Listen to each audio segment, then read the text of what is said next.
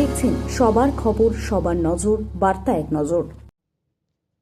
ঐতিহাসিক শহর চন্দননগর শহরকে দেশ ও বিশ্বের দরবার আরও আকর্ষণীয় করে তুলতে উদ্যোগ নিল চন্দননগরের নবনির্বাচিত বিধায়ক দীপাঞ্জন গুহ এবং প্রশাসনের আধিকারিকেরা। চন্দননগরের গঙ্গাকে দূষণমুক্ত রাখতে, গঙ্গার পাড় দখলমুক্ত করতে এবং গঙ্গা ভাঙন রুখতে লঞ্চে করে চন্দননগর বিধানসভার গঙ্গার তীরবর্তী এলাকা পরিদর্শন করলেন বিধায়ক দীপাঞ্জন গুহ, চন্দননগরের মহকুমা শাসক আশুতোষ কুমার, চন্দননগর কর্পোরেশনের মুখ্য প্রশাসক দিলীপ মিশ্র এবং চন্দননগর কর্পোরেশনের পৌর কমিশনার শুভময় ভট্টাচার্য সহ অন্যান্যরা। লঞ্চে করে এদিন গঙ্গার পাড় পরিদর্শন করার পর চন্দননগর কর্পোরেশনের মুখ্য প্রশাসক দিলীপ মিশ্র এবং বিধায়ক দীপাঞ্জন গুহ চন্দননগরকে নিয়ে তাদের ভাবনা এবং গঙ্গা ভাঙন রোধ করতে কী কী ব্যবস্থা গ্রহণ করতে হবে তার বিস্তারিত জানালেন সাংবাদিকদের।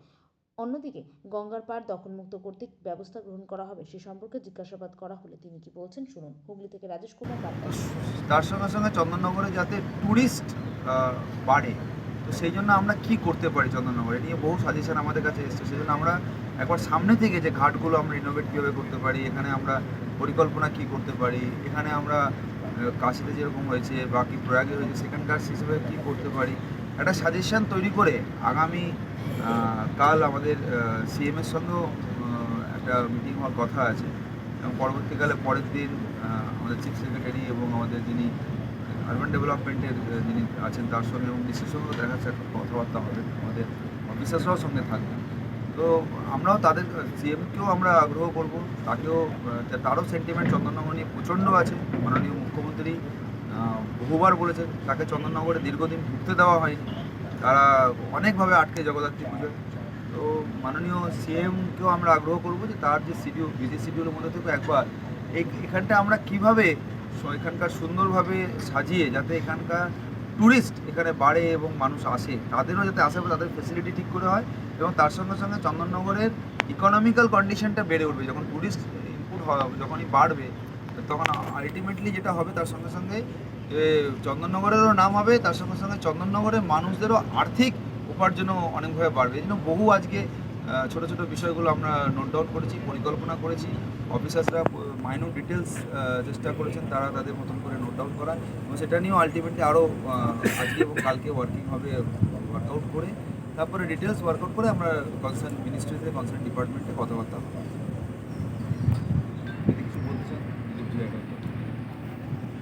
বোমগুলো একটু এদিকে দিয়ে দিলে হতো না? স্পেসিফিক কোয়েশ্চেন থাকে। কোনো সংস্কার হয়নি, বহু মানুষ স্নান করতে গিয়ে দুর্ঘটনা ঘটছে।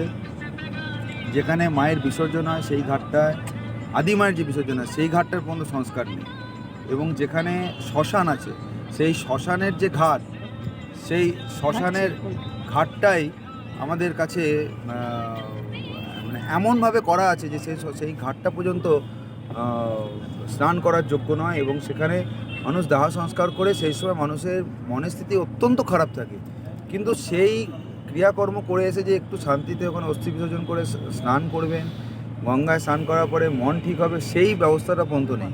মানুষের বেসিক যে ফেসিলিটি সেটা পর্যন্ত এখানে নেই। এটা আমি দেখে অবাক হয়ে গেলাম যে 34 বছরে বাম সরকার এবং 15 বছর ধরে তৃণমূল সরকার মানুষের এই ফেসিলিটিগুলো নিয়ে কোনোরকমভাবে ভাবেনি, করেনি কাজ। আজকে আমাদের কর্পোরেশন এবং মিউনিসিপ্যালিটিস অফিসার্স এবং এসডিও সাহেব, আমাদের অ্যাডমিনিস্ট্রেটর সাহেব, তাদের সবাইকে নিয়ে, মহোদয়দের নিয়ে আমরা আজকে এখানে বেরিয়েছিলাম সমস্ত দেখার জন্য যে কী কী করা যায় এবং কোথায় কী আটকে আছে। তাতে আমাদের কিছু অবজারভেশনস এসছে এবং খুব তাড়াতাড়ি আমরা কিছু ফেস লিফট এবং কিছু ফেসিলিটিস যাতে ইমিডিয়েট করা যায়, কিছু শর্ট টার্ম আছে, কিছু মিড টার্ম আছে, কিছু লং টার্ম প্ল্যানিং করা হয়েছে। যে শর্ট টার্ম যে প্ল্যানিংগুলো যাতে খুব তাড়াতাড়ি রূপায়িত হয়, এই বিষয় নিয়ে আগামীকাল মুখ্যমন্ত্রী মহোদয়ের সঙ্গেও কথা বলবো এবং তারপরের দিন আমরা ইউএডি মিনিস্ট্রির কাছেও যাব, সেক্রেটারি মহোদয়ের কাছেও যাব, তাদের সাথে কথাবার্তা হবে। আমি মাননীয় মুখ্যমন্ত্রী শুভেন্দু দাকেও আগ্রহ করব যে তিনিও একদিন এখানে দেখে কী করা যেতে পারে, যাতে এখানে চন্দননগর মানে চন্দননগরে ট্যুরিস্ট ফুটফলস যাতে বাড়ে, মানুষ যাতে এখানে আসে, এখানে তার জন্য যে ফেসিলিটিস এবং তার ট্যুরিস্টের যে আসার কেন্দ্রবিন্দু ওঠার জন্য যা যা করা উচিত সেটাও আমরা এখানে করব, যাতে এখানে মানুষ ট্যুরিস্ট আসলে আর নিশ্চিতভাবে এখানকার আর্থসামাজিক দিক ও আমূল পরিবর্তন হতে পারে, এটা চিন্তাভাবনা করে আমরা কাজ করি। কী করা হবে? চন্দননগরে ভাঙন আছে, চন্দননগরে দূষণ আছে, গঙ্গার দূষণ আছে, গঙ্গার দূষণ আছে, তারপরে আমাদের গঙ্গাবক্ষে ট্যুরিস্ট অ্যাট্রাক্ট করার জন্য আমাদের এখানে লাইটের, যেহেতু চন্দননগর মনে হচ্ছে আলোর শহর, তাদের কাছেও আমি লাইটিং অ্যাসোসিয়েশনের কাছেও আমি আগ্রহ রাখবো যে তারা বিশেষভাবে কি ভাবতে পারেন যাতে এখানে আমরা কিছু করতে পারি। তাদের সেই লাইট অ্যান্ড সাউন্ড শো হতে পারে, লাইটিংয়ের কিছু কাজ এখানে হতে পারে কি না, যাতে দেখে বোট সার্ভিস চালু করতে পারি কি না, যাতে এখানে মানুষ সারাদিন ধরে কিছু ক্রুজ সার্ভিস করা যায়। অনেক রকম পরিকল্পনা চলছে, সব কিছু তো এখনই বলা যাবে না। এটা সাবজেক্ট টু অ্যাপ্রুভাল এবং সাবজেক্ট টু সবচেয়ে বড় কথা হচ্ছে ক্যাশ ক্রাঞ্চ চলছে। স্টেটে ক্যাশ নেই, 8 লাখ কোটি টাকার দেনা করে দিয়ে গেছে মাননীয় মুখ্যমন্ত্রী। মানে 24 ঘন্টার মতন পুরো কাজ করছেন, এরকমভাবে উনি পরিশ্রম করছেন পুরো স্টেটটাকে তুলে আনার জন্য। সেই জন্য একটা বড় ক্যাশ ক্রাঞ্চ আছে, সেটাও একটা চিন্তা ভাবনা করতে হবে। কিন্তু খুব তাড়াতাড়ি পরিবর্তন আমাদের চোখে আসবে, এটা নিশ্চিত আমাদের।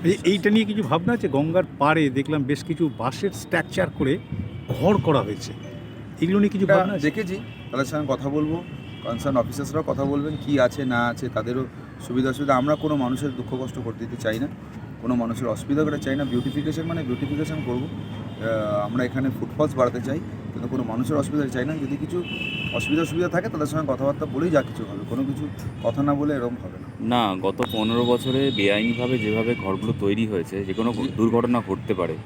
যারা প্রশাসনের যারা পক্ষ যারা থেকে- পয়সার পরিবর্তে এই ধরনের বেআইনি বাড়ি তৈরি করেছেন, এই ধরনের সমস্ত অসাধু চক্রদের অবশ্যই নিশ্চিতভাবে ভালো ব্যবস্থা করা হবে।